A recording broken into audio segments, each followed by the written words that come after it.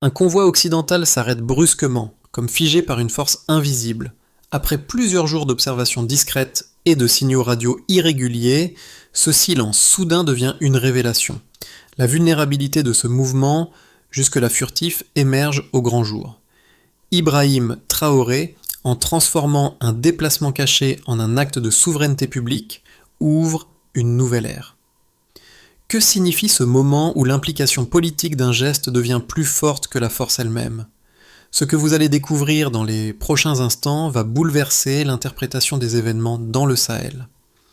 Après des jours de surveillance silencieuse, un simple incident, sans un seul tir, devient un symbole de souveraineté. Cette analyse dévoilera l'impact profond de ce geste stratégique, transformant un acte discret en une démonstration publique de pouvoir. Ibrahim Traoré, par sa maîtrise de l'espace et de la situation, a montré au monde que la véritable force réside dans l'anticipation, dans la capacité à agir sans briser le silence. Ce n'est pas seulement un contrôle militaire, c'est une déclaration politique muette mais percutante. Derrière cette immobilisation, il y a des mois, voire des années de préparations invisibles. Pourquoi un tel geste n'a-t-il pas donné lieu à une confrontation violente ? Qu'est-ce que cette absence de chaos révèle réellement sur les intentions et la stratégie du régime ? En suivant ce fil de pensée, vous comprendrez pourquoi cet acte a changé les règles du jeu, à la fois sur le terrain et sur la scène internationale. Il y a eu 0 tir. Pourtant, un convoi blindé occidental se retrouve figé en plein milieu du terrain, comme si une force invisible avait mis fin à sa progression. Ce moment, bien qu'apparemment anodin, cache une séquence bien plus complexe. Tout a commencé plusieurs jours avant, avec des irrégularités dans les échanges radio, une série de signes faibles mais persistants. Au début, ces anomalies semblaient insignifiantes, presque imperceptibles, mais elles ont rapidement attiré l'attention des opérateurs burkinabés qui ont noté des motifs récurrents. Ces signes ont été accompagnés de schémas thermiques étranges, indiquant des déplacements nocturnes dans des zones peu fréquentées. L'accumulation de ces indices a permis de tracer un itinéraire à travers des couloirs rarement utilisés. Chaque déplacement semblait éviter les villages et les postes de contrôle, privilégiant des routes non officielles. Rien ne laissait présager une action imminente, mais ce silence, cette absence d'alerte majeure, a révélé une logique sous-jacente. Celui qui se déplace ainsi cherche à rester invisible, à échapper à la visibilité, tout en se rapprochant d'un objectif stratégique. Mais pourquoi choisir cette approche ? C'est là que l'on commence à percevoir la volonté de redéfinir les règles du jeu. Lorsque l'encerclement a eu lieu, aucun chaos n'a éclaté. Les véhicules ont été immobilisés proprement, sans signe de résistance. Les blindés étaient alignés de manière méthodique, presque trop propre. L'absence de désordre a été la première indication qu'il ne s'agissait pas d'une simple erreur logistique. Cela a rapidement été confirmé par les images diffusées dans les rues de Ouagadougou. Le calme, la propreté de la scène et surtout l'impossibilité d'interpréter cet incident autrement que comme un message clair de maîtrise stratégique. Ibrahim Traoré n'a pas eu besoin de mots. L'action parlait d'elle-même. Ibrahim Traoré, au centre de cet événement, ne se présente pas comme un orateur, mais comme un stratège. Son rôle dans cet incident ne réside pas dans la parole, mais dans la manière dont il a orchestré l'évolution de la situation. Dès que les signaux ont été identifiés, la décision a été prise de ne pas précipiter l'action, mais de l'observer d'abord. Cette approche méthodique, marquée par la patience, a permis de convertir ce qui aurait pu être une simple incursion en un acte de souveraineté clairement perçu. Le silence entourant cette immobilisation a déconcerté de nombreux observateurs. Le fait que cette opération se soit déroulée sans violence, sans confrontation directe, a renforcé la dimension politique de l'acte. Traoré a démontré que la force réside dans la maîtrise du temps et de l'espace, et non dans l'usage immédiat de la violence. Cette philosophie, profondément ancrée dans sa gestion des crises, a donné naissance à une nouvelle manière de penser la souveraineté dans la région. Ce premier moment de maîtrise a eu des répercussions immédiates. La réaction des habitants de Ouagadougou a été révélatrice. Loin d'être marquée par la peur, elle a été empreinte de fierté et de confiance. Les rues se sont animées, non pas sous le choc, mais par un regain d'énergie collective. Les citoyens ont perçu cet événement comme une affirmation de pouvoir local, une démonstration que malgré l'instabilité, une souveraineté véritable pouvait s'imposer sans la nécessité d'un recours à la force.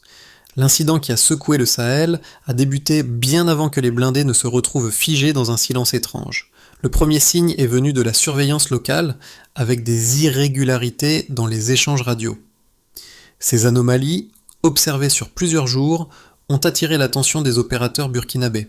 Ce qui semblait être une série de petites erreurs logistiques s'est rapidement transformé en une séquence méthodique, avec des schémas thermiques détectés dans des zones isolées.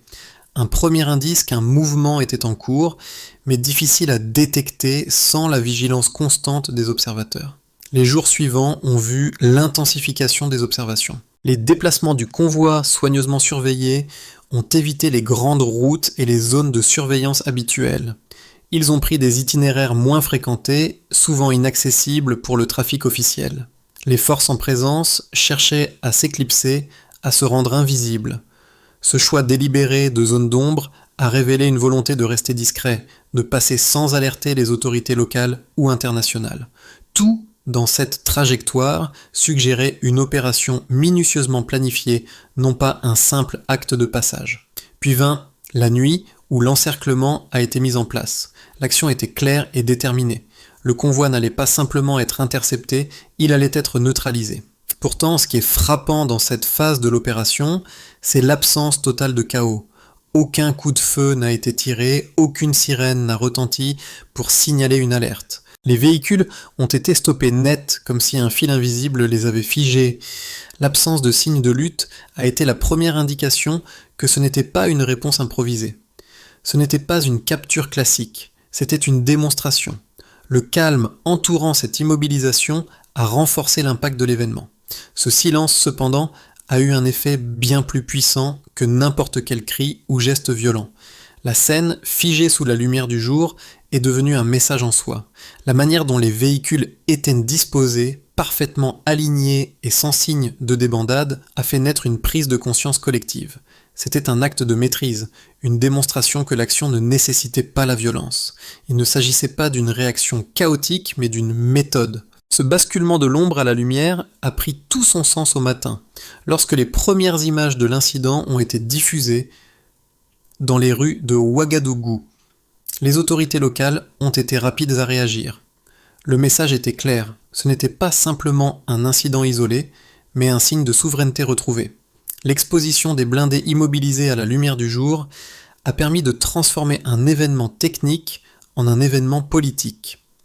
Les citoyens, au lieu de céder à la peur, ont ressenti un sentiment de fierté. Ils ont vu dans cette opération, soigneusement menée sans violence, un symbole de leur pouvoir retrouvé. L'immobilisation des véhicules, sans un seul tir, a prouvé que la souveraineté pouvait se réaffirmer dans le silence et la retenue. Les données qui ont permis de comprendre la portée de cet incident sont non seulement qualitatives, mais aussi quantitatives, apportant une preuve solide de l'analyse de la situation.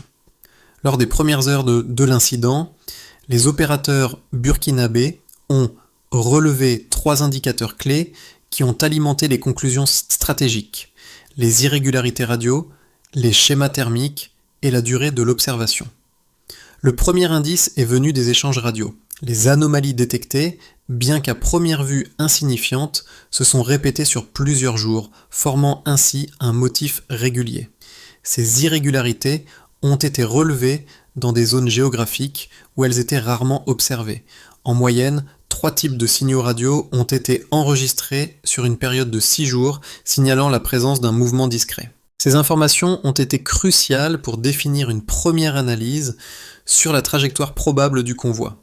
Ensuite, les données thermiques ont joué un rôle déterminant. En analysant les zones moins fréquentées, des schémas thermiques ont émergé, indiquant la présence de véhicules à des heures où les routes étaient normalement désertes. Le fait que ces schémas aient persisté sur plusieurs nuits a permis de confirmer que le mouvement était bien planifié et non accidentel. Les équipes locales ont mesuré une différence significative de température sur 3 sites spécifiques où les véhicules semblaient éviter les voies principales. Ces températures ont été comparées à celles de jours précédents pour valider la présence d'un convoi en mouvement. Enfin, la durée de l'observation a permis de donner un poids supplémentaire aux conclusions. En accumulant plusieurs jours de surveillance discrète, les analystes ont pu affiner leur évaluation de la situation. Le nombre d'anomalies relevées au fil des jours a révélé une constante dans le comportement du convoi. Sur une période de 6 jours, les indices ont augmenté de manière exponentielle, justifiant une intervention rapide. Ce n'était plus une simple observation. Il s'agissait désormais d'une confirmation d'un plan stratégique qui se déroulait sous les yeux des autorités. La dernière mesure, sans doute la plus marquante, a été l'absence de violence.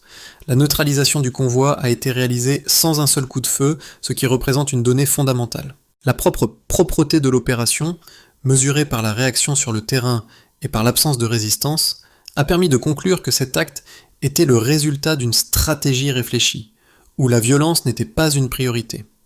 Cette absence de conflit physique, combinée aux données récoltées, a mis en lumière la sophistication de l'opération.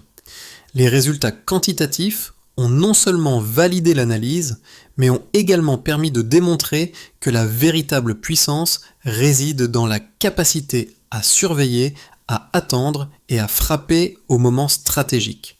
L'absence de bruit et de chaos a transformé cet événement en une démonstration non seulement de maîtrise militaire, mais aussi de contrôle politique et territorial.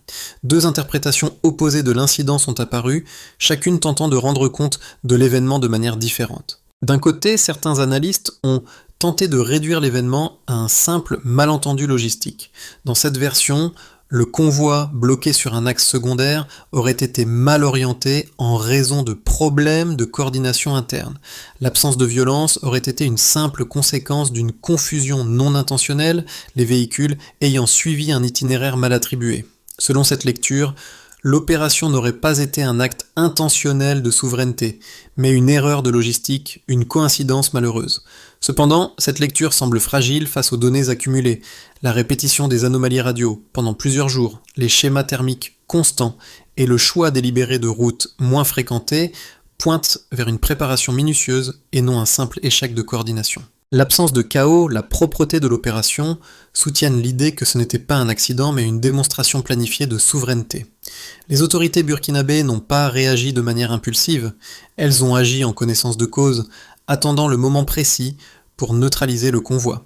D'un autre côté, la version plus convaincante repose sur l'idée d'une manœuvre stratégique calculée.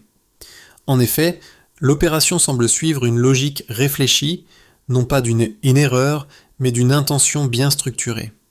L'itinéraire choisi, loin des zones de contrôle habituelles, et la discipline dans la mise en œuvre du plan montrent que cet incident ne peut pas être réduit à un simple accident logistique.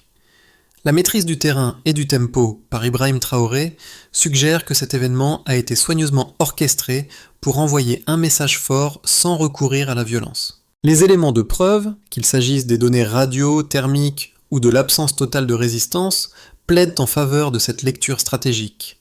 Il ne s'agissait pas seulement de neutraliser un convoi, mais de montrer au monde que la souveraineté ne dépend pas de la violence. Ce geste d'immobilisation, sans un seul tir, a été une démonstration de force qui a résonné bien au-delà du terrain. Ce n'était pas seulement un coup tactique, mais un acte symbolique fort qui marquait le début d'un nouveau chapitre pour la région. Ce que l'on croyait être un incident isolé a pris une tournure inattendue.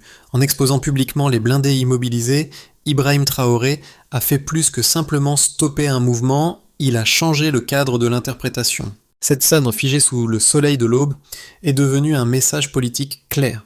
La souveraineté se mesure aussi dans le silence, dans la maîtrise du tempo. Ce n'est pas la force brute qui parle ici, mais la capacité à anticiper, à observer et à agir avec précision. Le contraste entre l'ombre de la nuit et la lumière du jour a renforcé l'impact de l'opération. Ce qui était invisible est devenu tangible, ce qui était furtif a été exposé au grand jour. Le choix de ne pas utiliser la violence, de ne pas déclencher un chaos prévisible, a rendu cet acte encore plus significatif. C'est dans ce silence que la puissance s'affirme, non dans l'explosion des armes, mais dans l'affirmation du contrôle sans effusion de sang. Cet acte de maîtrise a non seulement réorienté les perceptions locales, mais a également modifié la dynamique régionale. Une nouvelle règle était en train de s'établir. L'efficacité ne réside pas uniquement dans l'action violente, mais dans la stratégie silencieuse. L'impact de l'immobilisation du convoi ne s'est pas limité à l'événement immédiat. Il a eu des répercussions profondes sur plusieurs niveaux, politique, social, économique et même géopolitique. Sur le plan de la politique intérieure, à l'échelle nationale, cet acte a renforcé la position d'Ibrahim Traoré en tant que figure centrale de la souveraineté burkinabé. En agissant avec méthode, sans recourir à la violence, il a montré que le contrôle sur le territoire pouvait être exercé d'une manière calculée et intelligente. L'absence de chaos dans la scène a non seulement renforcé sa légitimité interne, mais a également galvanisé une grande partie de la population, qui a vu dans cette démonstration un regain de fierté nationale. Les citoyens de Ouagadougou ont réagi positivement, avec un sentiment de sécurité retrouvé, même si la menace ne disparaissait pas. Ils ont vu que la capacité à contenir la violence, sans en recourir, était une forme de souveraineté à part entière. Sur le plan diplomatique, sur la scène internationale, la réaction a été plus nuancée.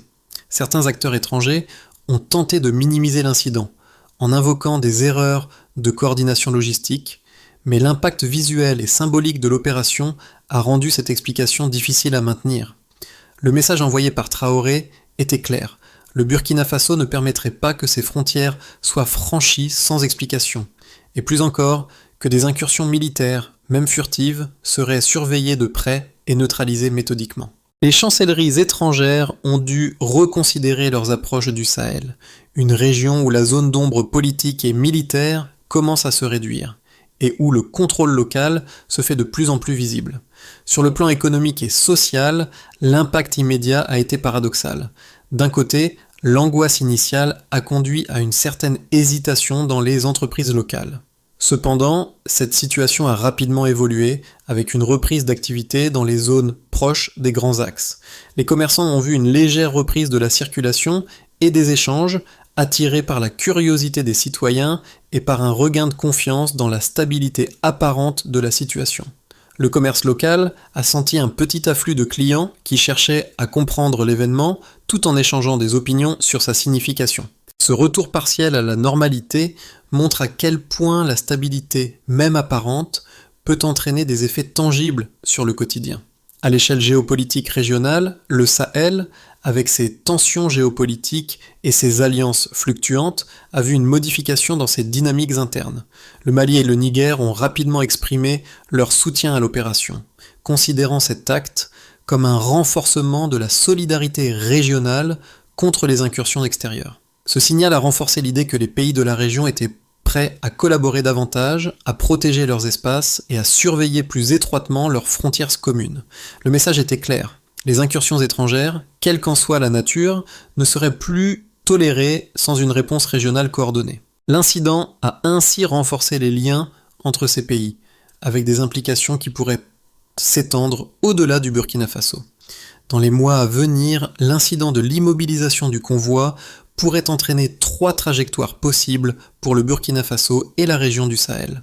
Dans un scénario de base, les tensions diplomatiques pourraient persister, mais les grandes puissances extérieures, telles que les anciennes puissances coloniales, choisiraient de maintenir une pression diplomatique modérée. La réponse publique de la communauté internationale mettrait en avant des explications techniques, comme une erreur de coordination ou un malentendu logistique. Le Burkina Faso, sous la direction de Traoré, continuerait d'adopter une approche prudente, en cherchant à renforcer sa souveraineté tout en évitant des confrontations directes. À l'intérieur du pays, la situation resterait stable, mais le gouvernement mettrait en place des mesures supplémentaires de surveillance pour prévenir toute autre infiltration. Dans ce scénario, la société burkinabé continuerait à naviguer entre vigilance et une forme de calme relatif, bien que des tensions demeurent en coulisses. Dans un scénario optimiste, l'incident serait perçu comme un catalyseur pour une plus grande coopération régionale, notamment entre le Mali, le Niger et le Burkina Faso. Ces pays, déjà unis par des préoccupations sécuritaires communes, intensifieraient leurs efforts pour coordonner leurs stratégies de défense et renforcer leurs échanges d'informations. Les indices faibles, irrégularités radio, schémas thermiques, etc., seraient mieux partagés et analysés ensemble avec la mise en place d'un mécanisme de veille transfrontalière plus efficace. Les institutions internationales, confrontées à la démonstration de force non violente, ajusteraient leur politique et interviendraient de manière plus transparente.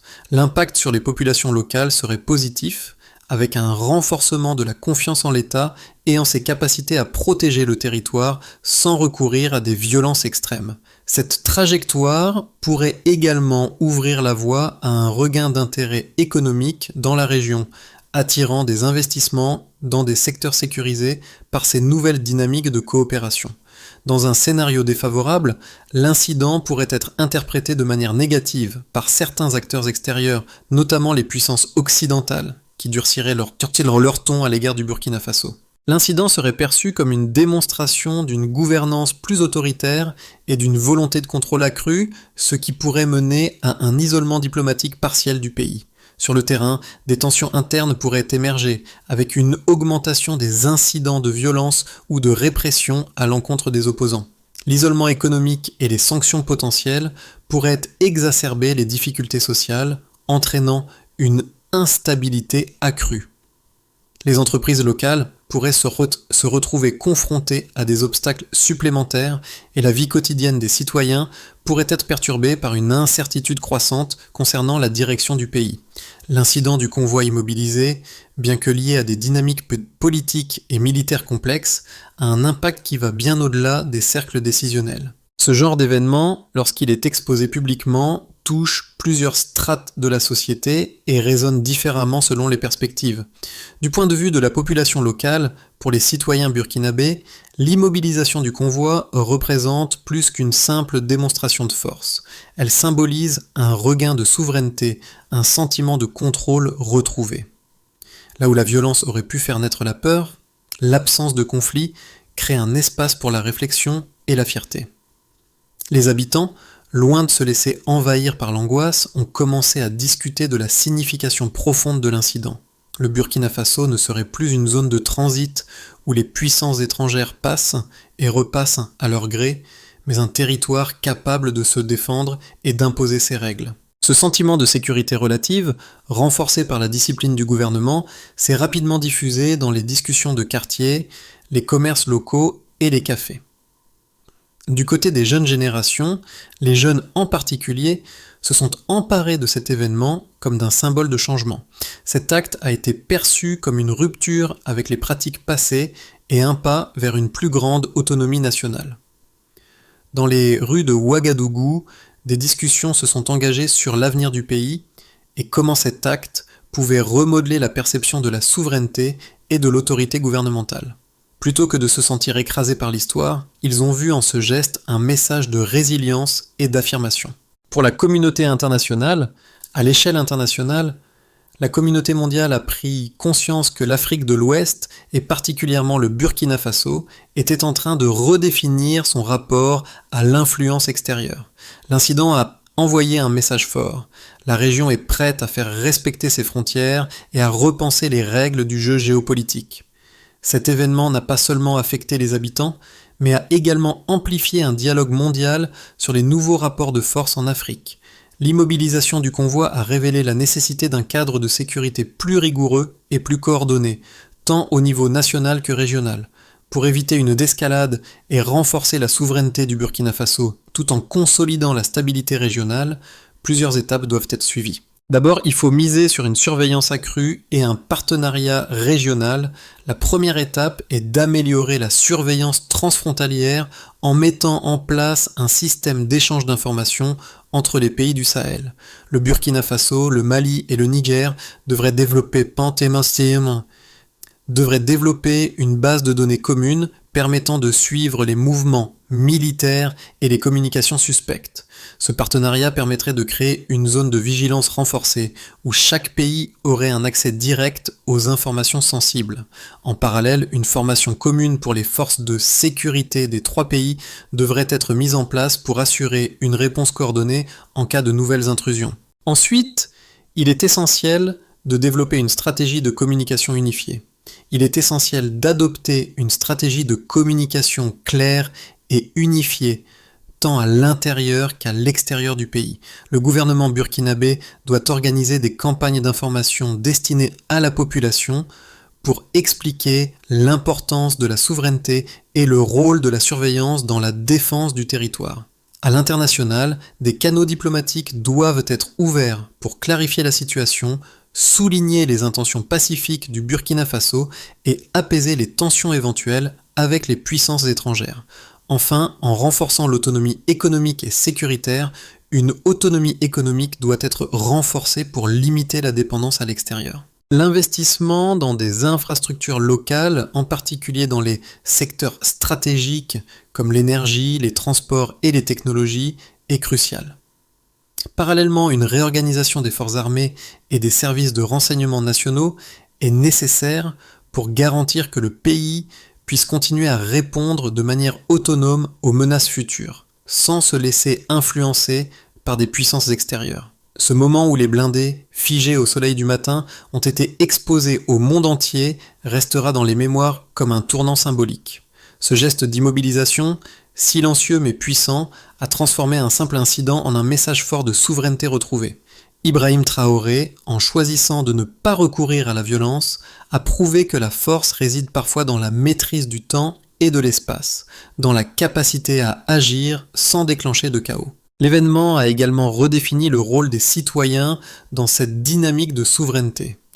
Pour eux, ce n'était pas seulement un acte militaire, mais un symbole d'un pouvoir retrouvé, une démonstration que l'État était capable de protéger ses frontières sans recourir à la brutalité.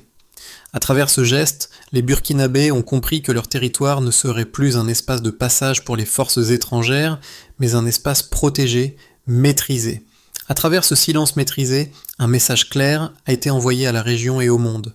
La souveraineté ne se décrète pas seulement dans les discours, mais dans l'action discrète et réfléchie. Ce moment décisif, où la souveraineté burkinabé a été affirmée sans un coup de feu, interpelle chacun de nous. À une époque où les frontières sont souvent perçues comme des lignes abstraites, cet événement nous rappelle que la véritable force réside dans la capacité à protéger ce qui nous appartient avec calme et détermination. Il est temps de réévaluer ce que signifie vraiment la souveraineté, non pas comme une idée lointaine, mais comme une réalité vécue au quotidien par les citoyens. Dans un monde de plus en plus interconnecté, où les événements mondiaux nous touchent tous, il est important de réfléchir à comment nous pouvons, à notre échelle, contribuer à renforcer cette notion de souveraineté, que ce soit à travers l'engagement politique, le soutien aux initiatives locales, ou même simplement en partageant les valeurs de résilience et de maîtrise qui ont été mises en lumière dans cet acte. La question reste ouverte. Comment, à votre niveau, pouvez-vous participer à cette dynamique de changement en renforçant vos propres frontières, vos propres principes et en contribuant à un avenir plus stable et équitable ?